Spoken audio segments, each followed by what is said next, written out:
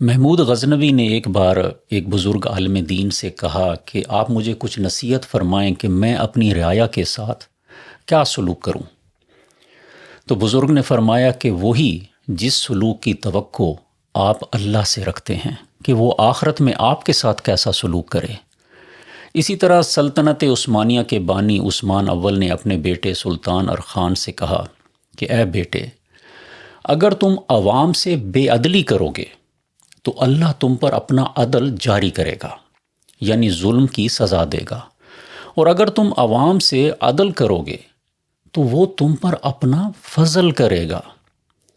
یہ وہ لوگ تھے جو اپنی دنیا کی حکومت کو، طاقت کو، عہدوں کو، مسندوں کو اپنی آخرت کی کمائی کا ذریعہ بناتے تھے، جبکہ آج کے بہت سے حکمران اور طاقت و انصاف کی مسندوں پر بیٹھے ہوئے لوگ ایسا معلوم ہوتا ہے کہ وہ اپنی دنیا کی کمائی کے لیے اپنی آخرت بیچ دیتے ہیں۔ اشفاق احمد کہتے ہیں کہ آدمی کس قدر بے وقوف ہے کہ اپنی آخرت کو نہیں دیکھتا۔ وہ ایک پل کے فائدے میں صدیوں کی بربادی خرید لیتا ہے۔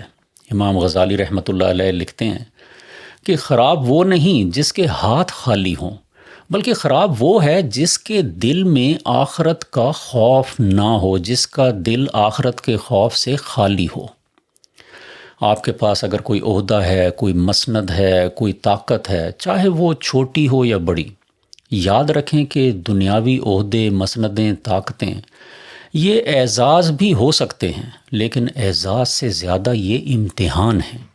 بقول اقبال، یہ مال و دولت دنیا، یہ رشتہ و پیوند، بتان وہم و گماں، لا الہ الا اللہ۔